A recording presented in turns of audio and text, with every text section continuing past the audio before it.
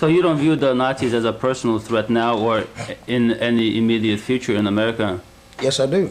They are a threat, but I'm saying they are trying to find legal ways to prevent the Nazis from existing. They didn't find legal ways to keep the Ku Klux Klan from existing for the last 300-400 years, you know. Not in name, but the Klan has existed in this country since the ship set down at Jamestown, you know, in 1621. The Klan has been here, the whips, the beatings, the lynchings, the murders, the killings.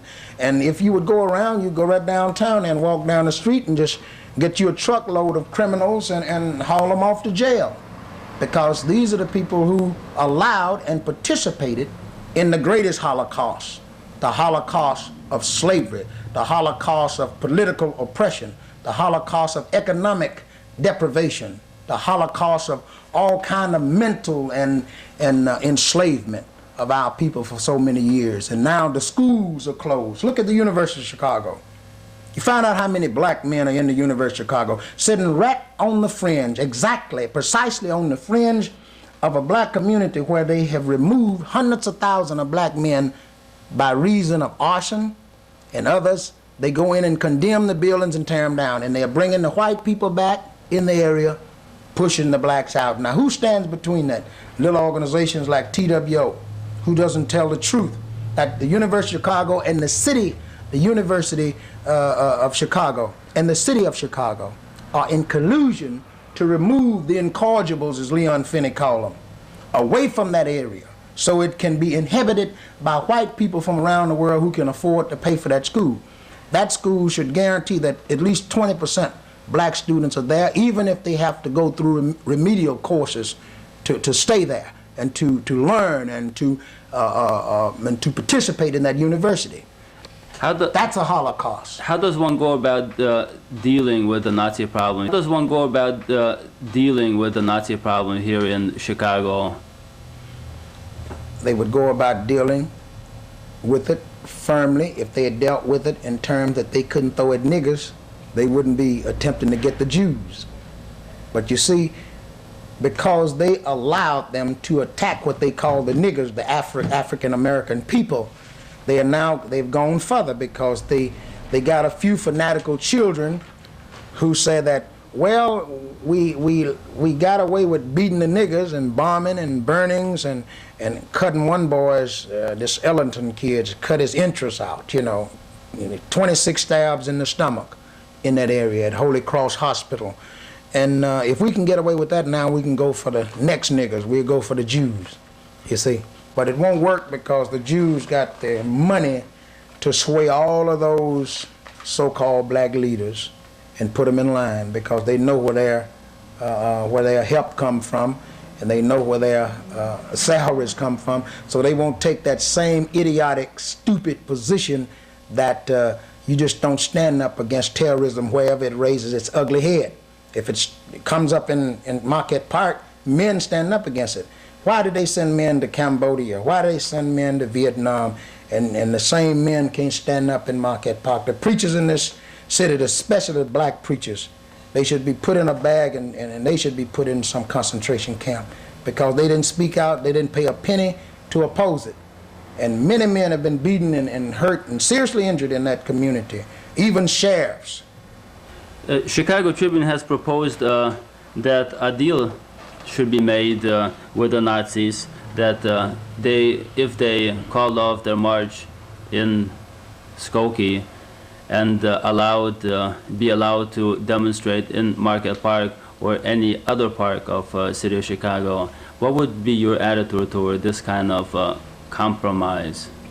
Well, that's the kind of compromise they would be looking for. Kupcinet wrote, you know, in his column about that the possibilities of a compromise, that they would stay in Marquette Park if the state, you know, legislature, the state Supreme Court would allow them. But the evidence shows that the Nazi has had a right to go to the Supreme Court of the United States 5 or 6 times. We asked our attorneys to appeal our rights to the Supreme Court of the United States. We never made it. We never made it out of Illinois. Who was litigating on your behalf? We had a firm singer in Stein, and we also had asked for the help of the ACLU. And how did they respond to your request?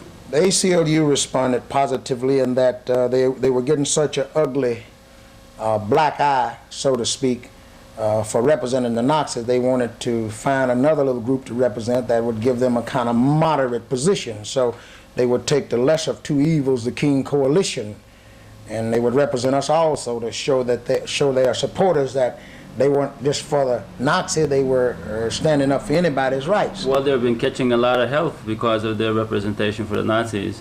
Sure. The supporters decided that they weren't going to pay their money for somebody to support people who were harassing them.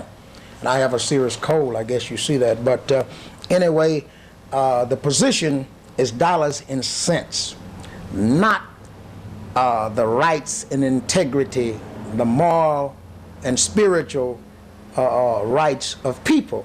Do you think that ACLU has moral integrity? ACLU has done some good things. They've done some great things in the past. But the representation of the Nazi, as I see it, is a positive thing also. They are not representing the Nazi.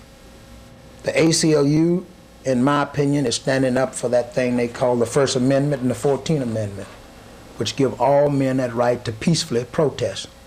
I was arrested, don't know how many times in Marquette Park, walking down the street with a sign, peacefully, kicked and beaten by what Mayor Daley called Chicago's finest policemen, cursed and called the most ridiculous kind of name when we got in the car. And I see the Chicago police as being more of a threat to the black man in Chicago than the Nazi. So you have a very vital self-interest involved in this whole litigation about Skokie, after all, isn't that right? Yes, we do. We will participate if there's a call for a counter-demonstration. But let me say this. I don't feel the Nazi have the guts to stand up, because what they're standing up for is negativeness. I don't feel they have the moral fiber to walk in the Skokie. You see, when we stand up, we're standing up for human rights, not in Chicago, but around the world. When we march, just not the legs of a few black men marching in Marquette Park, but the legs of millions of people are marching in South Africa and Rhodesia and Zambia and throughout the world for that same freedom that we are talking about. And so the Nazis are talking about a negativism, a satanical kind of a philosophy, and they are afraid to pursue it because their philosophy is death and destruction. But on the other hand,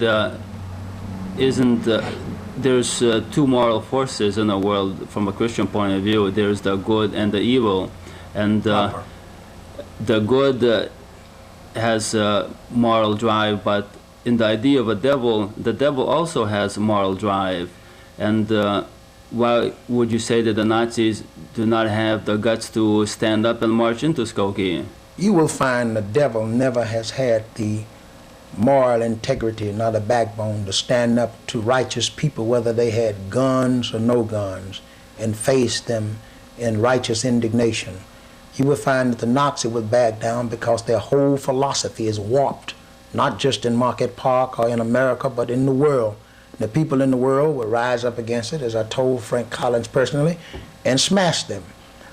Hitler was buried during the great victory of the Allied forces of the world that went in and smashed that, not just a man, but a philosophy that was detrimental to the world, detrimental to the whole philosophy of God. So he had to fail, you know.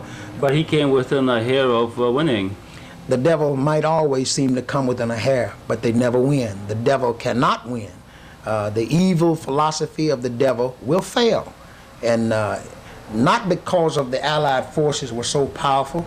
Hitler had created a kind of war machinery that could destroy any of the opposing powers in the world. But because of the moralistic philosophy, Hitler's men found themselves in disarray and on the run, because they knew that murder and tortures and concentration camp was a devil idea, and their own generals begin to have some remorse and become weakened from that position that Hitler was pursuing to destroy a race of men. Are you saying that the spirit is stronger than the sword? The spirit is always stronger. The word of God will prevail, and I can preach on that all day. It has prevailed. How do you think black people got out of slavery in America? We didn't have guns.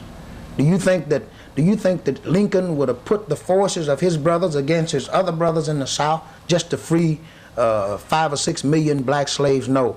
It was that moralistic spirit of God saying, what you are doing is wrong, and he set the atmosphere for brother to fight brother until they released the Hebrew children in America. And the same thing happened in Egypt. The same thing has happened all over the world, time and time again. And the children in Soweto, I would say to them, they don't need guns. All they need is that moral fiber to stand up and oppose injustice and oppose evil. And South Africa will be free. It will be free, and the majority will rule and control their own destiny.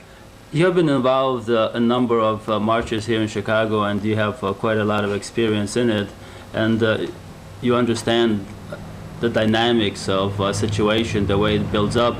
And I want to ask you a question about Skokie. Do you see some sort of theatrical elements in Skokie, whether Skokie is becoming what people might call street theater, people theater, where a drama is taking place without an author, without a director, and everybody is an actor in this game? Well, as Shakespeare said, the whole world is a stage, but the part that's being acted out in Skokie at the present time, as I've said and I reiterate, it is time for the witch hunt of Nazi war criminals to end. Enough men have been persecuted on both sides, 6 million on one side and millions of Germans and other ethnics on the other side, including many black, white, and brown from America died in that Holocaust.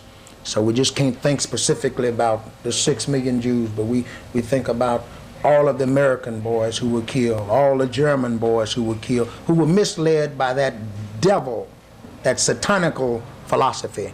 And we're saying in Skokie that if they are allowed to march,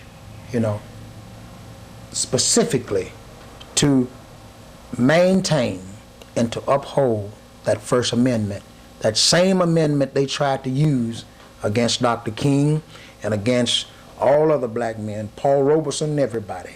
When they would speak up, they were denied that on the basis that they were some other kind of criminal force. They say, They have this game they play about communists, socialists, and capitalists on the black man. We are neither. White man control the socialists, white man control the communists, and white man control the capitalists. We have been used as pawns in all of the different political, socio-economic systems, and we don't want to be used anymore. And that's why I have chosen as a boy to be a part of that international, that universal system whom man has no kind of knowledge of its total existence. And that's the system that God set down, to even love your enemy. Not that I would let a man come up and strike me and destroy me, but I would prefer to love rather than hate. My mother taught me that hate makes a man sick himself. And I found that out when I found myself drifting into becoming where I would just hating to see a white patrolmen coming down the highways in Mississippi because they had kicked and beaten us so. And so when the philosophy of Gandhi and Dr. King changed and said, just love him, you can make the devil tremble in his boots when you stand firm in his face and tell him you love him and mean it. Well, what's driving everybody into a confrontation in Skokie? The confrontation is that certain people have political clout. The confrontation is that certain people have money. The confrontation is that certain people have political and social prestige. The natives in Marquette Park and Inglewood didn't have that. And so all of the so-called mouthpieces for the black community were numb, were mum.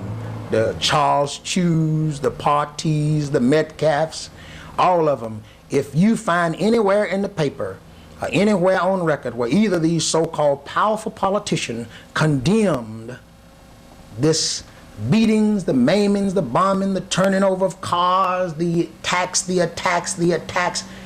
Since Dr. King was there, if you find anywhere, I'm a poor man, but I would find you at least $250 reward just to find me such evidence where these so-called powerful politicians spoke out against any of those boys in Springfield.